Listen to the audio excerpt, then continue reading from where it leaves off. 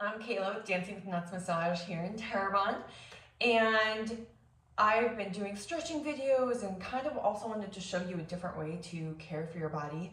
I have a foam roller here. I don't have the one I really want to show you guys on. Maybe I'll do that one next time. This guy is discontinued. You can see it's got like a little cutout groove, and that's really actually great straddle for your spine. If anyone's interested, I have a few for sale, but that's really not why I'm doing the video. I'm doing the video to show you guys some foam rolling tips and tricks, because it is really important that you're careful with your body in a way that you're protecting your back, especially, namely, really, whenever you're foam rolling. And so these are just things that I found that have worked really well for me. And again, this one has a groove in it. This one is really firm. And it's really great for my back. I found it to be, for me personally, I'm a little tender in my hips and my glutes and my upper back of the legs when I foam rolled on it the other day, just to give it a try. So this is my demo one. And I wanted to go ahead and just kind of show you a little bit on how to foam roll. So whenever you're foam rolling, you always want to get ready. And whenever you're foam rolling, you want to activate your core and keep your core strong. This is going to act as a way to protect your back whenever you are foam rolling. Without a strong core, your back kind of just like goes lax, and you don't want that to happen whenever you're foam rolling, because what you're trying to do is work out the kinks, not hurt yourself, right? So again, activate that core. And then in the back, those lower ribs, those really lower ribs, you don't want to roll below those, or just over those really. Those are where your kidneys live, and we don't want to squish them. We don't want to be, it's really uncomfortable, kind of like it's not painful. It's just really, it's a different kind of pressure that doesn't feel good. So we want to be really careful in the lower rib area where your kidneys live. So you're going to start a little bit higher in your lower back. Cross your arms over your chest.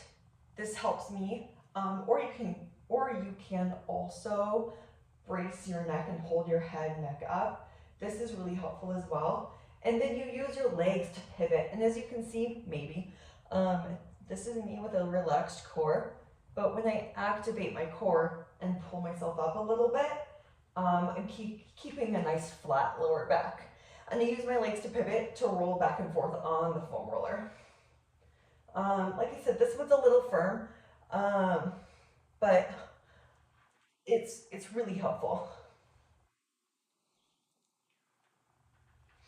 And then, so that's a really great way to get into your upper back. I'm going to come back down with my other foam roller that I have at home, and I'm going to show you different ways to use that one. This one's just not wide enough. I really like a long, well, not tall enough. I like a long, tall one because I have a tall torso. So I'll show you different ways to use it in that way when that time comes. However, this is what I have today. So I just show you how to foam roll your back. You can also foam roll into your hips. For this one, I'm going to go ahead and set on this one side of this foam roller. And you roll over halfway, not completely. Make sure your core is still active. And you foam roll into those hips. Super helpful. This one's a little rough, but it feels good. It's helpful. And then foam rolling into your upper legs, super helpful. And if you feel like you need more pressure, you can cross one leg over that bottom leg, and this adds more weight. So by using your arms to pivot here, you're going to roll back and forth on that foam roller. Super helpful. You can do spot treatment work sometimes with a foam roller. So here, maybe I'll just sit here on it and let it just kind of hang out and do its thing for a minute. Maybe I activate my leg. Again, my core is still strong, keeping my low back safe. And by doing this here, we're still getting work into your hip. This is called an active release. and then relax down at the bottom, and it's already less painful for me. So that's a really helpful way to foam roll your upper back and your hips. And then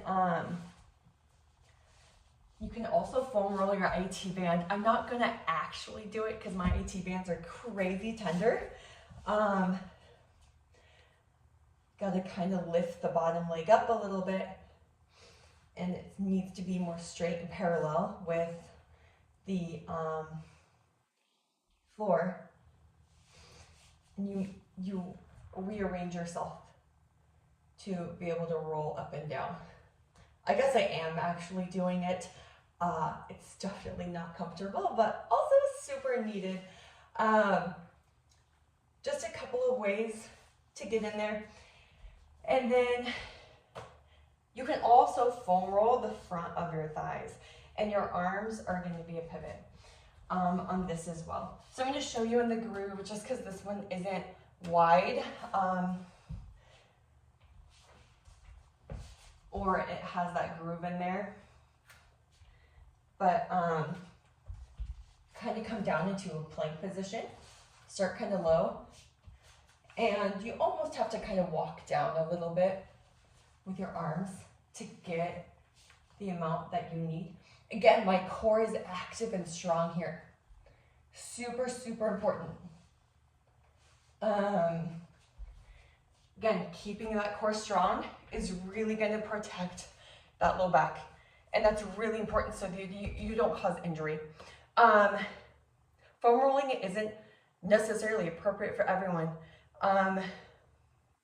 If you have bad wrists, it can be really hard to pivot on those wrists to do foam rolling. So maybe a ball, a tennis ball is going to be more suitable on a wall behind your back. Maybe it's going to be more suitable for you to sit on the foam roller and have your fists on the ground rather than to pivot on your hands. So there's lots of different ways and lots of different adaptations to foam rolling. The biggest key thing is making sure that you feel comfortable, you're keeping your body safe, and you're working within your limitations. I'm not a doctor. If you have extenuating circumstances, you have big back, you have injuries, you recently got injured, or you recently got into a car accident, you have had a knee replaced, or you've had a hip replaced, or things that could, special circumstances, really talk to your doctor, talk to a professional. Even you and I can have a conversation and see what's a good fit for you and what may not be a good fit for you, and see how we can find a workaround so you can still get some self-care in. As always, this is not a recommendation. Always make sure you're talking to your doctor, to a healthcare provider, a chiropractor, a physical therapist, especially if you have those extenuating circumstances. And you and I can also have that conversation too. Thanks for coming and watching my video today. I appreciate the time that you've taken, and I hope that this was helpful for someone. I will be back with my regular foam roller probably next week. Take care. I'll talk to you soon. Thanks. Bye.